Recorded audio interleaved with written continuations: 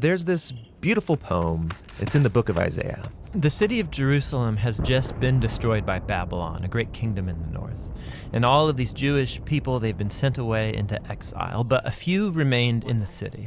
And they're left wondering, what just happened? Has our God abandoned us? Right, because Jerusalem was supposed to be the city where God would reign over the world to bring peace and blessing to everyone. Now, Isaiah had been saying that Jerusalem's destruction was a mess of Israel's own making. They had turned away from their God, become corrupt, and so their city and their temple were destroyed. Yeah, everything seems lost. But the poem goes on. There's a watchman on the city walls, and far out on the hills we see a messenger, and he's running towards the city. He's running and he's shouting, "Good news!" And Isaiah says, "How beautiful on the mountains are the feet of those who bring good news." Beautiful feet? Yes, the feet are beautiful because they're carrying a beautiful message. What's the message? That despite Jerusalem's destruction, Israel's God still reigns as king, and that God himself is going to one day return to this city, take up his throne, and bring peace. And the watchmen sing for joy because of the good news that their God still reigns.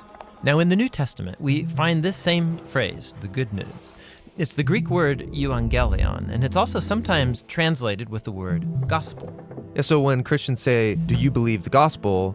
they mean, do you believe the news? But not just any news. In the Bible, this phrase is always about the announcement of the reign of a new king.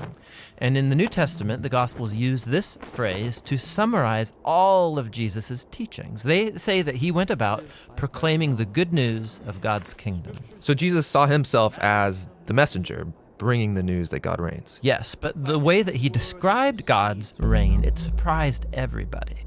I mean, think, a powerful, successful kingdom. It needs to be strong, able to impose its will, able to defeat its enemies.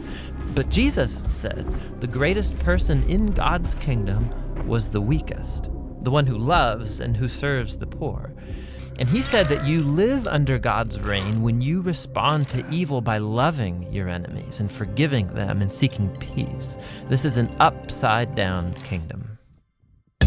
Now, Jesus also said that this kingdom was arriving with him. Yeah, so for example, there's this really interesting story where there's a high-ranking Roman officer, and he comes to Jesus begging him to heal his servant. And he even calls Jesus his Lord, acknowledging that Jesus is his authority.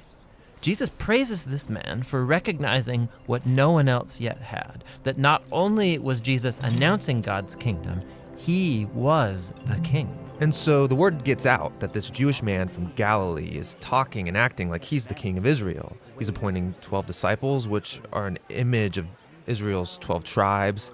He's healing people, forgiving people their sins. And all of this so threatened Israel's leaders that they finally decide to have him killed.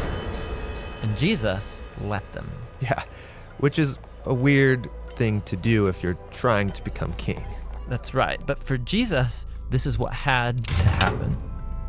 Jesus saw the sin and the devastation of his people Israel as just one small part of the entire human condition. How all humanity has rebelled against God, resulting in the tragedy and devastation of our whole world. And so how is God going to bring his reign over such a world?